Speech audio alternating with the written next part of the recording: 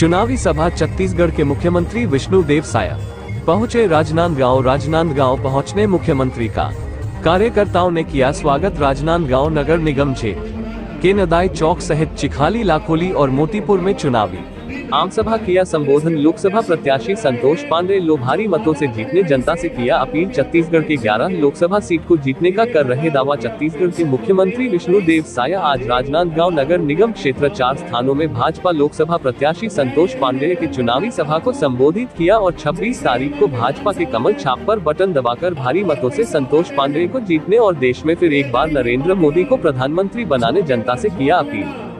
संतोष पांडे चुनावी सभा को संबोधित करते कांग्रेस पर तीखी प्रहार करते कहा कि कांग्रेस के मुख्यमंत्री भूपेश बघेल ने राजनांदगांव की जनता के साथ धोखा किया है। राजनांदगांव से सरकारी ऑफिस को ले गए शराब, गोबर महादेव ऐप के साथ भ्रष्टाचार की गढ़। भूपेश का नामो भूपेश जिसे पाटन के साथ दुर्ग से भगा दिया है, वही भारत का 6वां सीआरसी 25 करोड़ों की लागत से बन रही है। वही सभा से जनता से अपील किया कि कमल छाप में बटन दबाकर जीतने की बात। छत्तीसगढ़ के मुख्यमंत्री विष्णुदेव साय ने चुनावी सभा को संबोधित करते कहा कि भारत माता के साथ भारतीय जनता पार्टी नरेंद्र मोदी की जिनिंदा बदा की नारा के बाद संस्कार धानी हमारे मुख्यमंत्री जी यहाँ आई एक के निवेदन करके कि हमला ये भरोसा दिलाना है।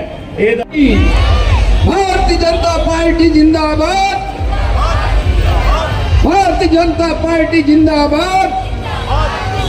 भी नहीं लगी वो यह है। मैं ये अवसर के आज के अपने कर्तव्य को, अपनी ड्यूटी को पूरी निष्ठा और ईमानदारी से इन्होंने निभाया है। लोग चाहे जो कहे, लेकिन उन्होंने लगा थोड़ा आवाज बुलंदी से हमारे मुख्यमंत्री जी तक जाए आवाज। फिर से तीसरी बार बहुत बहुत धन्यवाद।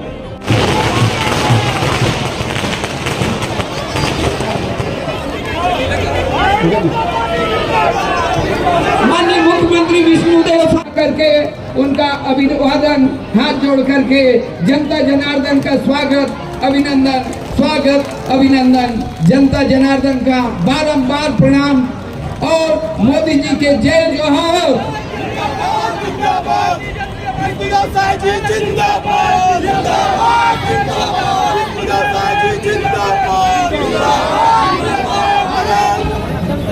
सभी नारा लगा देंगे। बूथ अध्यक्ष स्वागत कर रहे हैं। मेरा बूथ जो भी हुआ है डॉक्टर रमन सिंह जी के कार्यकाल में जो हुआ है, चाहे स्टेडियम हो, एस्ट्रोटर्फ हो, जितने भी विकास के हैं, ये गाथा उन्हीं के साथ, उन्हीं का नाम है।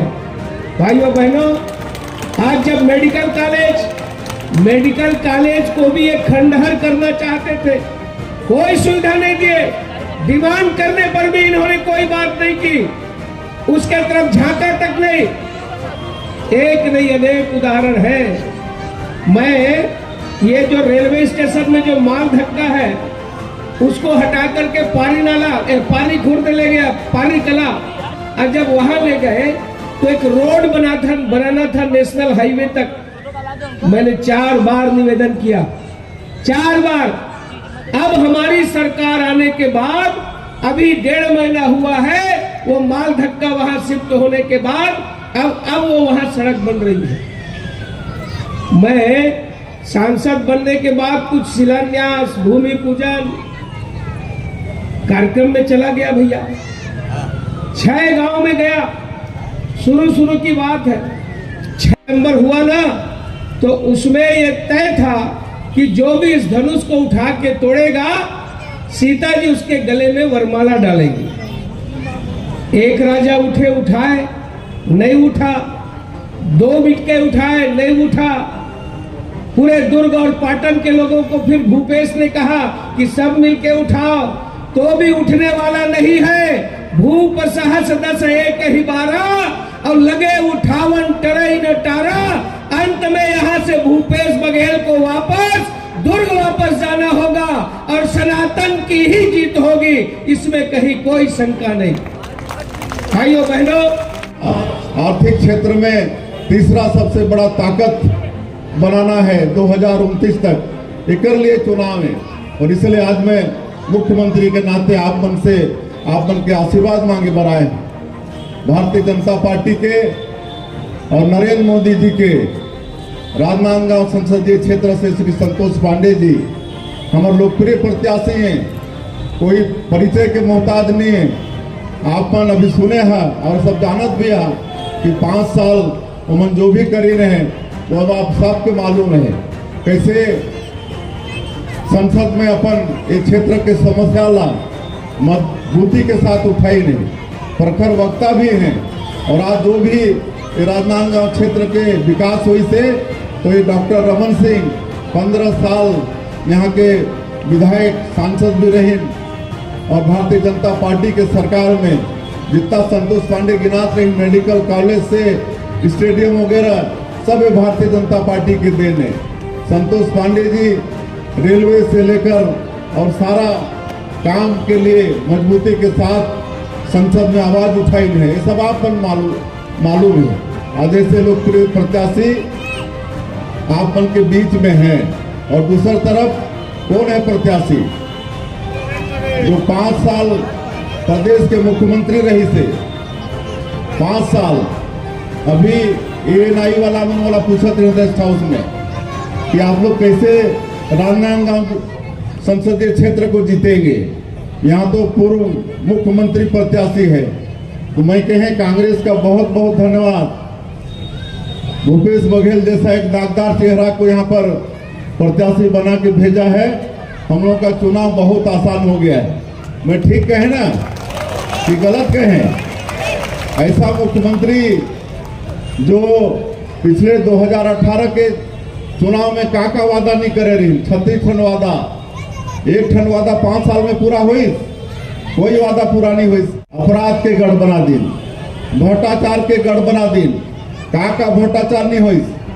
कोयला में 25 रुपया टन अलग से भूपेश टैक्स, शराब में 2 ठन केस काउंटर, एक काउंटर के पैसा सरकार के खजाना में, एक केस काउंटर के पैसा सीधा कांग्रेस के आला कमान के पास में। आज रेत में घोटाला, DMF तक के राशि में घोटाला एमन कर दिन।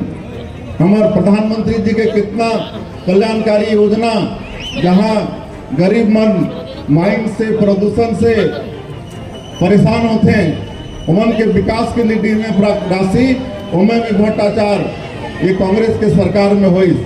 और तो और दुर्भाग्य के बात कि 2018 में मन गंगा मैया के अपमान करी, हाथ में गंगा जल लेके कसम खाए रही कि हम 36 वादा पूरा कर, वो एक भी वादा पूरा। आप बहुत बहुत धन्यवाद। जय छत्तीसगढ़। आज यहाँ पर छत्तीसगढ़ की जो संस्कार मानी है राजनांदगांव, यहाँ पर 4 चुनावी सभा है, सभा है। अब इससे पहले हम कानपुर में एक चुनावी सभा में थे और अभी भीषण गर्मी है, शादी ब्याह का सीजन है, उसके बाद भी भारी संख्या में लोग आ रहे हैं और भारी उत्साह है। और इस बात का प्रमाण है कि राजनांदगांव की सीट भी हम लोग भारी मतों से जीत रहे हैं और छत्तीसगढ़ की सभी सीट 11 की 11 सीट भारतीय जनता पार्टी जीत रही है। मुख्यमंत्री जी लगातार हट जाएगा और लगातार आरोप लगा रहे हैं। वो सत्य बोल रहे हैं। कांग्रेसी लोग झूठ बोलने में बहुत माहिर हैं, उनके पास कोई मुद्दा है नहीं, तो उलझुल बात कर रहे हैं।